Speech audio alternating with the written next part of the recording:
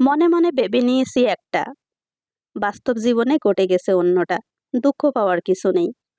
রিজিকের ব্যবস্থা মহান আল্লাহর আরশে হয়। আল্লাহর ফয়সালাটাকে মেনে নেওয়াটা এটা আরেকটা ইবাদত। আজকে চতুর্থ মানে তৃতীয় রমজান রাতে চতুর্থ রমজানে আমাদের সাথে কি ঘটেছে সেটাই শেয়ার করতে আসলাম। সঙ্গে থাকুন, দেখতে থাকুন। আসসালামু আলাইকুম। রোজি সিম্পল লাইফস্টাইল চ্যানেলে সবাইকে স্বাগতম। কাছে দূরে যে যেখান থেকে বসে ব্যস্ত সময় দিচ্ছেন আমাকে, সবাইকে অন্তঃস্থল থেকে অনেক অনেক ভালোবাসা এবং দোয়া। সবাইকে চতুর্থ রমজানের শুভেচ্ছা জানিয়ে নতুন আরেকটা ব্লগ নিয়ে হাজির হলাম। আজকে চতুর্থ রমজানে আমাদের সঙ্গে কি ঘটেছে সেটাই শেয়ার করব। প্রথমে বলে নেই, এখানে 2 আইটেম ভর্তা তৈরি করব। আলু সেদ্ধ করে নিয়েছি। প্রথমে আলুর ভর্তাটা তৈরি করব। আজকে শিল ফাটাতে সব ভর্তা হবে, ইয়াম্মি করে করে খাবো। দেখতেই পেয়েছেন, প্রথমে লাল মরিচটাকে বেটে নিয়েছি, ধনিয়া পাতা দিয়েছি, সঙ্গে দিব আলু। আলুটা সেদ্ধ হয়েছে এত সুন্দর, একদম ভর্তা বানাতে অনেক বেশি মজা লেগেছে। প্রথমেই ভর্তা, রমজান মাসে ভর্তা খাবো, আজকে সেই ভর্তার কাহিনী বলছি। গতকালকে রাতে আমরা কেউ সেহেরি খেতে পারিনি। উঠেই দেখি আজান দিয়ে দিয়েছে। কি করব? সবাই না খেয়ে সারাদিন রোজা রেখেছে। তাহলে এখন সন্ধ্যায় আমরা কি খাবো? গতকালকে রাতের ভাত তরকারি সবকিছু রয়ে গেছে। এখন এগুলো খাওয়াতে গেলে আমাকে বিভিন্ন প্রসেস তৈরি করতে হবে। না হলে কেউ ইফতারে ভাত খেতে চাইবে না। তাই ভর্তা হচ্ছে একটা লোভনীয় খাবার, আর এটা দিয়ে সবাইকে খাওয়ানোর জন্য একটু লোভ তৈরি করা হচ্ছে। তাই আমি তৈরি করছি আলুর ভর্তা, শুটকির ভর্তা। আমার বাসায় ভর্তা আইটেমগুলো সবাই খুব এনজয় করে।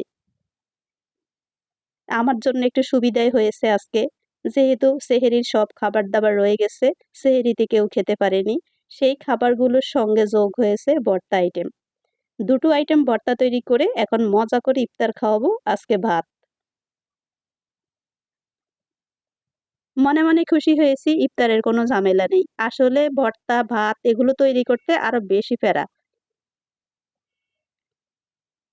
ওফ! রোজা রেখে যদি ভর্তা তৈরি করি তবে বলেন দেখি কেমন হয়? শুটকির ভর্তা বলে কথা। সেই লোভনীয় স্বাদে শুটকির ভর্তা তৈরি করছি। একেবারে মজা করে সবাই আজকে ইফতার খাবো সাদা ভাত দিয়ে। উফ!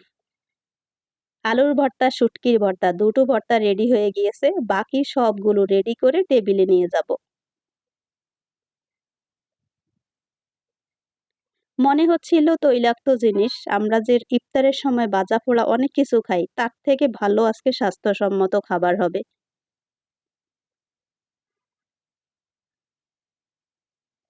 ভর্তা বানানো শেষে আমি আজকে তৈরি করে ফেলেছি ৩ আইটেম জুস। রমজানের সারাদিনের তৃষ্ণা একেবারে ৩ আইটেম জুস দিয়ে মজা করে আগে তৃষ্ণা মিটিয়ে তারপর খাবো ভর্তা দিয়ে সাদা ভাত।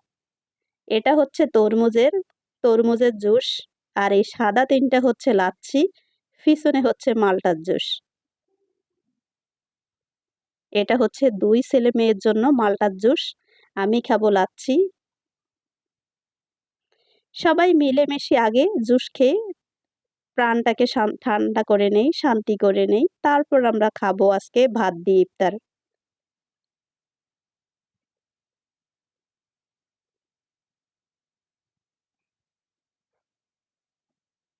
মাল্টার জুসটাকে একদম কোনো পানি মিশিয়ে নেইনি। একেবারে সরাসরি মাল্টা থেকে জুস নেওয়া। ওফ! দেখতে পাচ্ছেন কালারটা সেই অসাধারণ হয়েছে। আর এখানে কিন্তু লাচ্ছি তৈরি করেছি সেই ইয়াম্মি স্বাদে। আমার মেয়ে বলছে তরমুজের জুস খাবে, তাই নিজে করে ১ গ্লাস বানিয়ে নিয়েছে। আর এখানে হচ্ছে ডাবলি দিয়ে, একটা দই দিয়ে, শসা মানে সালাদের মতো। শুধু বসে খাবে। এখন সুন্দর করে ভাত প্লেটে দিয়ে পাশাপাশি ভর্তা, ওরে বাবা! খাবার আর খাবার।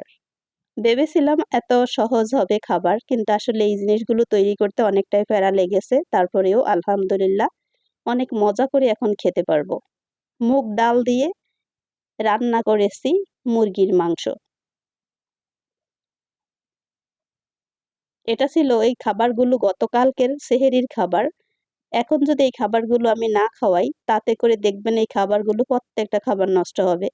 তাই সন্ধ্যায় ইফতারের না বানিয়ে এটা দিয়ে ইফতার করিয়ে সব খাবার শেষ করে দিয়েছি। এখন হচ্ছে ইফতারের পরে আমি সেহেরি রান্না করব। আমি মজা করে খাই। আপনাদের কারো যদি জিভে জল আসে আমি কিন্তু দায়ী না।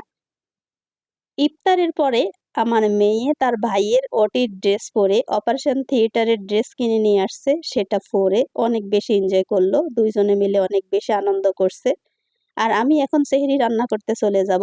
সবাই অনেক বেশি ভালো থাকেন। আরেকটা ব্লগ পাওয়া পর্যন্ত অপেক্ষা করুন। আসসালামু আলাইকুম।